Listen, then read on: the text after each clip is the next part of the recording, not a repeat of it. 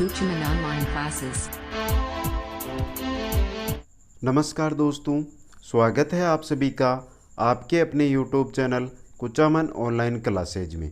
दोस्तों, चाहे आप रीट की तैयारी कर रहे हो, सीटेट की कर रहे हो, पटवार की कर रहे हो या हिंदी व्याकरण किसी भी एग्ज़ाम के अंदर आती हो उसकी तैयारी कर रहे हो, तो ये वीडियो आप अंत तक ज़रूर देखें।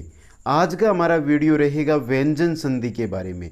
दोस्तों, आपको ऐसी ट्रिक बताई जाएगी जिससे आप जैसे ही कोई संधि होगी उसको देखते ही आप बता देंगे कि इसके अंदर कौन सी संधि है।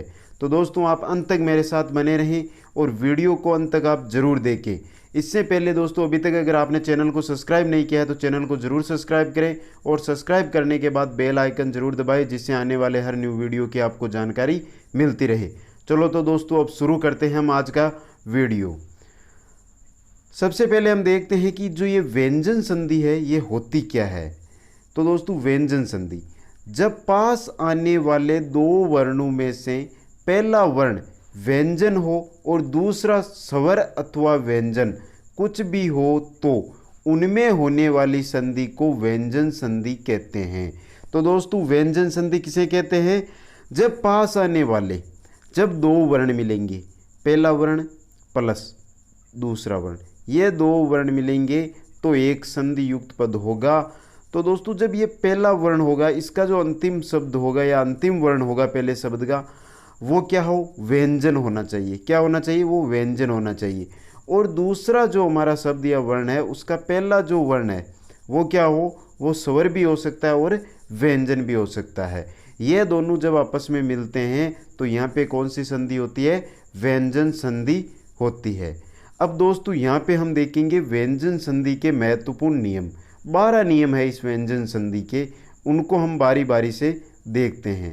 दोस्तों, आप वीडियो को अंत तक देखते रहें और दोस्तों वीडियो को लाइक ज़रूर करें, अधिक से अधिक इस वीडियो को शेयर करें। दोस्तों, बेसिकली अगर आप रीट की या पटवार की अगर या सीटेट की तैयारी कर रहे हैं तो आप हमारे चैनल पर जो भी वीडियो है उनको एक बार देख लें। आपको बहुत ही शानदार कॉन्सेप्ट के साथ यहाँ पे वीडियो मिलते हैं, तो आप वीडियो को अंत तक देखते रहें। पहला नियम है हमारा, यदि प्रत्येक वर्ग के पहले वर्ण, अर्थात दोस्तों नियम को ध्यानपूर्वक पढ़ें कि जो हमारे प्रत्येक वर्ग है, वर्णमाला के प्रत्येक वर्ग है, उनके पहले वर्ण जैसे क, च, ट, त, प के बाद, यानी पहले प्लस का जो चिन्ह है उससे पहले हमारे क्या हो? क, च, ट, त, प, और के बाद किसी वर्ग का तृतीय या चतुर्थ वर्ण आए तो, तृतीय या चतुर्थ वर्ण मतलब ग, ग, ज, ज, द, द, द आ गया, ब, बचा क्या? ड और ड, ये आए, या ये, र, ल, व, या कोई स्वर आए तो क, च, ट, त, प के स्थान पर अपने ही वर्ग का तीसरा वर्ण अर्थात ग, ज, ड, द, ब हो जाता है। अब दोस्तों, यहाँ पे नियम है, वो मैं आपको वापस बता देता हूँ कि नियम क्या है। तो दोस्तों, नियम है कि अगर हमारे जो वर्ण है उनमें क, च, ट, त और प, इनके बाद क्या आए? वर्ण का तीसरा या चौथा वर्ण, जो वर्ग है उसका तीसरा और चौथा वर्ण। अब इनमें कौन कौन से आते हैं? वो है ग, ग, ज, ज, ड, ड, द, द, ब और ब।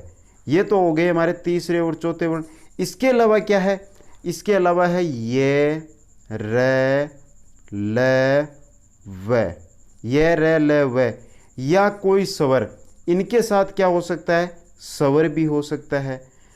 अगर क, च, ट, त, प ये हो हमारे क्या कि जो प्लस से पहले का शब्द है उसका अंतिम वर्ण क, च, ट, त, प हो और स्वर के जो प्लस का चिन्ह है उसके बाद का जो हमारा शब्द है उसका पहला वर्ण अगर कोई स्वर है या ग ज ड द ब ग ज ड द म, यानी कि वर्ग का तीसरा चौथा वर्ग और ये र ल व हो, अगर ये चीज़ें हो तो हमारी क्या हो जाते हैं, अगर ये चीज़ें हो तो हमारा जो क च ट त प है, क बदलेगा वो किस में बदलेगा, ग में, च बदलेगा वो किस में बदलेगा, ज में, ट बदलेगा वो किस में बदलेगा, ड में, त बदलेगा वो द में, और प किस में बदलेगा, ब में।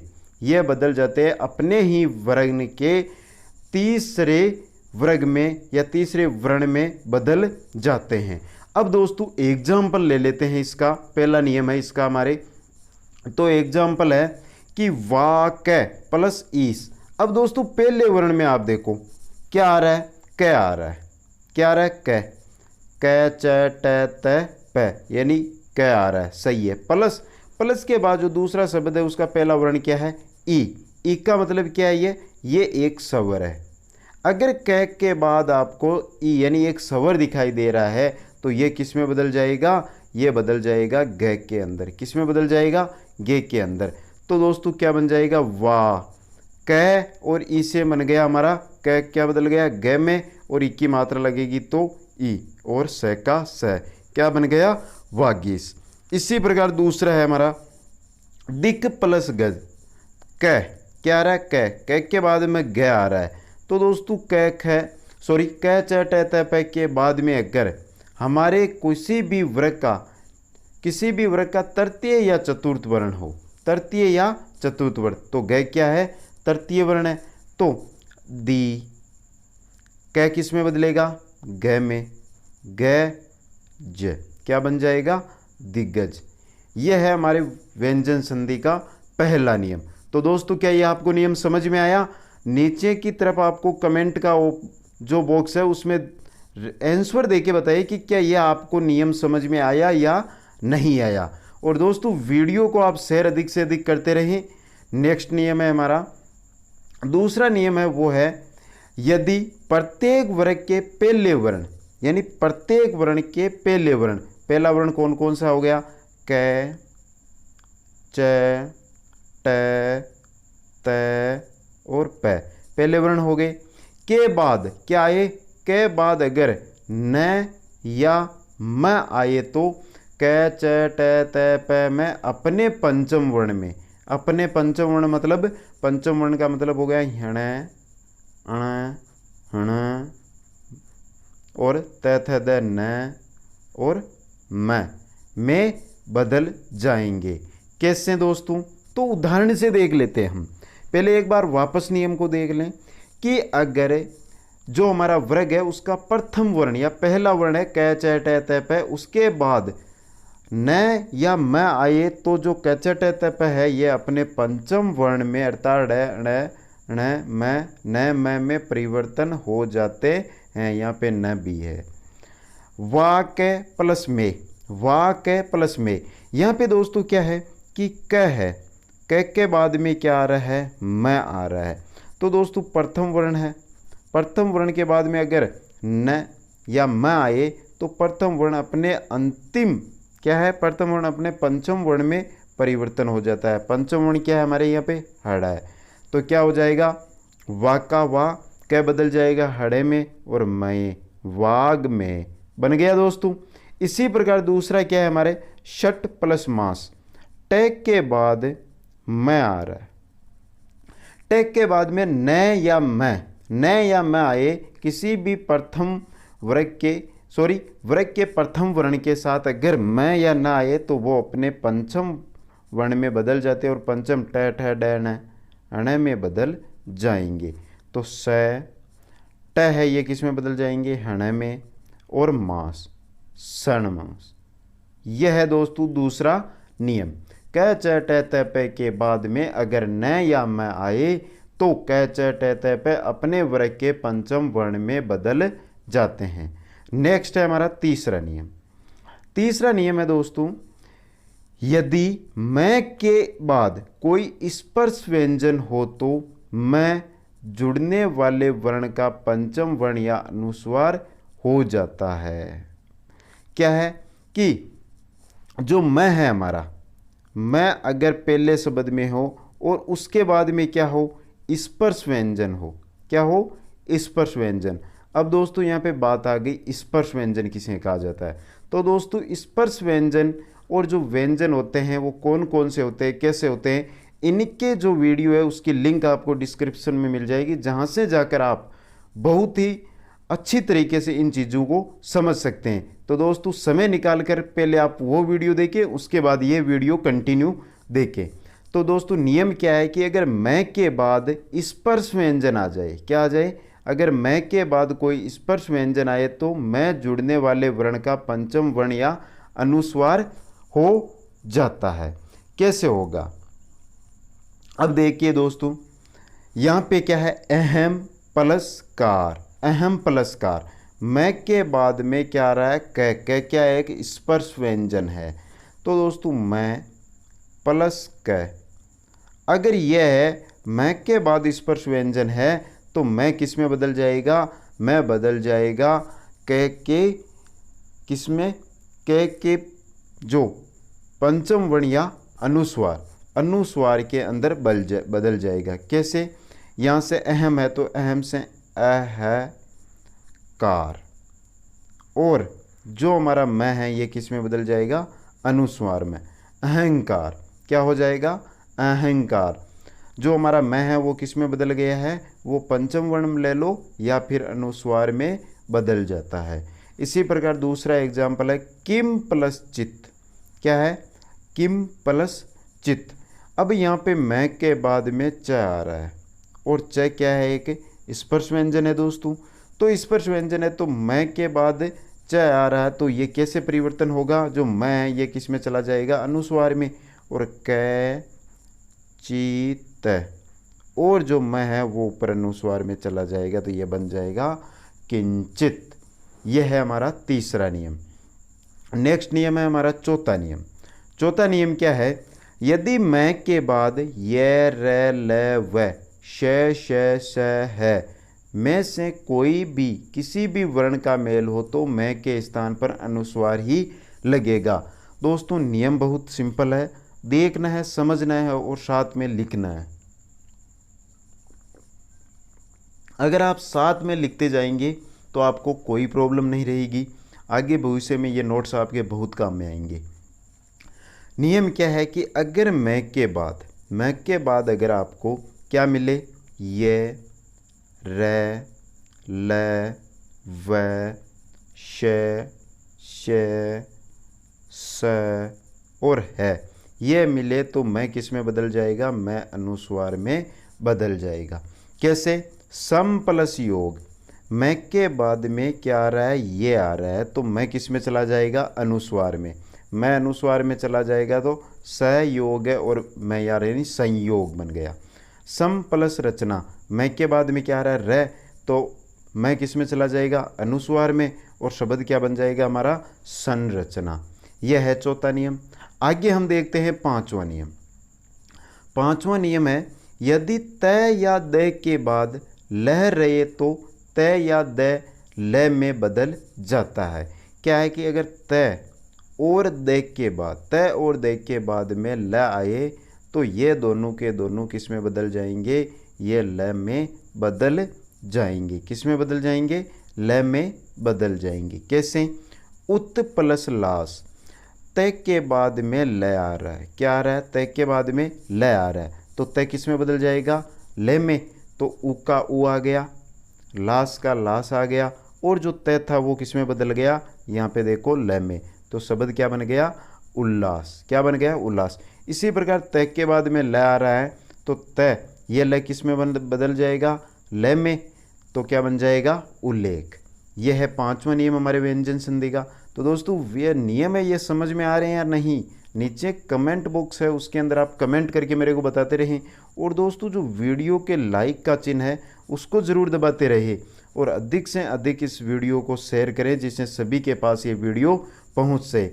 चाहे आप रीट की तैयारी कर रहे हो, चाहे आप सीटेट की तैयारी कर रहे हो, चाहे आप पटवार की तैयारी कर रहे हो, आपको इनसे सिंपल भाषा में कहीं भी हिंदी व्याकरण नहीं मिलेगी। दोस्तों आपका मकसद एक होना चाहिए कि आप इस वीडियो को कम से कम 100 से 200 बंधु के पास पहुंचाएं।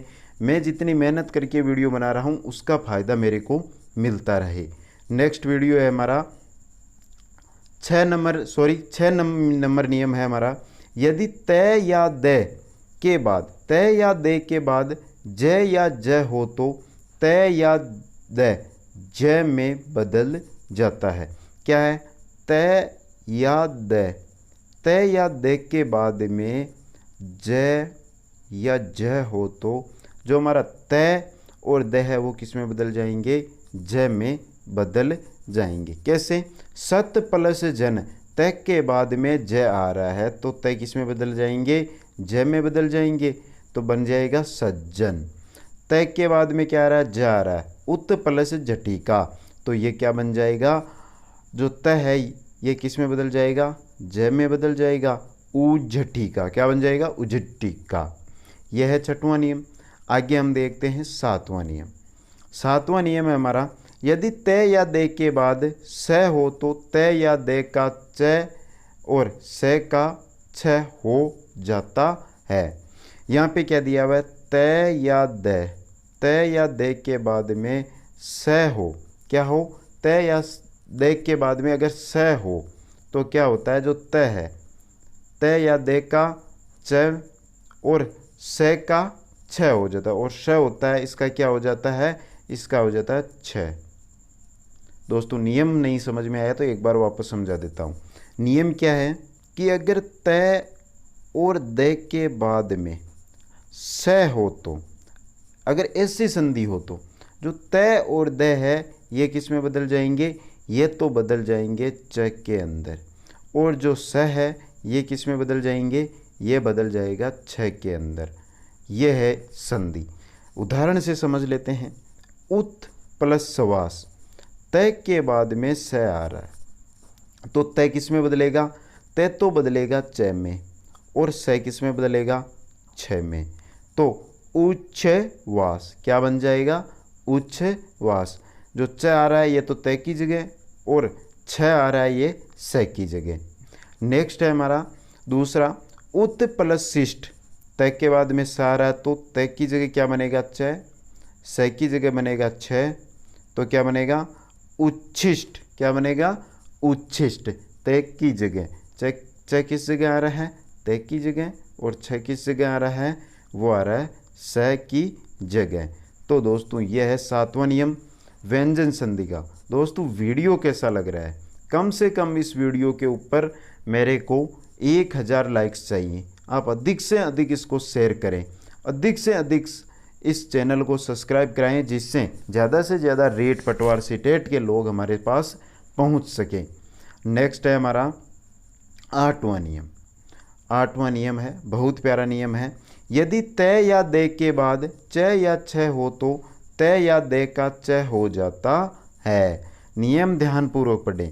अगर तय या द के बाद च या छ हो तो, छ या छ हो तो तय या दे का क्या हो बन जाता है? च बन जाता है। कैसे बनता है? उत प्लस चारण, तय के बाद में च आ रहा है तो तय किस में बदल जाएगा? च में बदल जाएगा, और शब्द क्या बन जाएगा? उच्चारण। चारण का चारण रह जाएगा यहाँ पे, और तय का च बन गया, और उ का उ तो उच्चारण। इसी प्रकार जो दूसरा है वो क्या है हमारे यहाँ पे? सत्य प्लस चरित्र, तय के बाद में क्या दिया हुआ है? च, तो तय है वो किस में बदला जाएगा? च में, तो स च चरित्र, सच चरित्र। यह है हमारे 8वां नियम। नेक्स्ट और 9वां नियम है हमारा, तय या दे के बाद यदि है हो तो, तय द के बाद है हो तो तय दे के स्थान पर द, जो तय और द है इनके स्थान पे तो क्या हो जाएगा? है हो जाएगा, और तय दे के स्थान पर तो क्या हो जाएगा? द हो जाएगा। सॉरी, तय दे के स्थान पर द हो जाएगा, और है के स्थान पे द हो जाएगा। कैसे? देखते हैं एक बार फिर। तत् प्लस हित, तत् तय के बाद में क्या आ रहा है आ रहा है, तो तय है ये किस में बदल जाएगा? ये बदल जाएगा द के अंदर। किस में? द के अंदर। और ये है ये बदल जाएगा ध के अंदर। अब देख लेते हैं एग्जाम्पल को। तो तय बदलेगा द में, तो क्या बन जाएगा तय द। और जो है ये किस में बदलेगा ध में, यदि तद्दित बन गया तद्दित। इसी प्रकार दूसरा है उत प्लस हार। तय है, तय के बाद है आ रहा है, तय किस में बदलेगा तय बदलेगा हमारे वो बदलेगा द में। और दोस्तों जो हा है बदलेगा दार में, तो क्या बन जाएगा उद्धार। यह है 9वां नियम। आगे हम देखते हैं 10वां नियम। अगर दोस्तों किसी भी नियम में आप में को कुछ भी प्रॉब्लम आ रही है तो आप नियम नंबर कमेंट करें, मैं ज़रूर आपको उसकी जानकारी देना उचित समझूंगा। नेक्स्ट है हमारा 10वां। जब पहले पद के अंत में स्वर हो और आगे के पद का पहला वर्ण छ हो तो छ के स्थान पर छ हो जाता है। नियम है, बहुत अच्छा नियम है। पूछा क्या गया, कहा क्या गया है कि जब पहले पद के अंत में, जो पहला पद है हमारा उसमें अंत में अगर स्वर हो, क्या हो स्वर हो, और आगे के पद का पहला वर्ण, जो आगे का पद है उसका पहला वर्ण छ हो, तो जो ये छ है इसके स्थान पे क्या हो जाएगा, इसके स्थान पर छ हो जाएगा। कैसे, अनु प्लस छेद। अनु को मतलब यहाँ पे उ की मात्रा आ रही है, किसकी, तो ये क्या हो गया स्वर। यहाँ पे क्या आ रहा है छ, स्वर के बाद छ आ रहा है, तो यहाँ पे छ की जगह क्या बन जाएगा छ, तो अनुच्छेद क्या बन जाएगा अनुच्छेद। इसी प्रकार देखते हैं परि प्लस छेद। ई के बाद में छ आ रहा है, यानी कि स्वर के बाद छ आ रहा है, तो क्या हो जाएगा यहाँ पे छ की जगह बन जाएगा छ और बन जाएगा परिच्छेद। यह है 10वां नियम। आगे हम देखते हैं 11वां नियम। 11वां नियम है, बहुत ही प्यारा नियम है दोस्तों, आराम से देखते जाइए आप।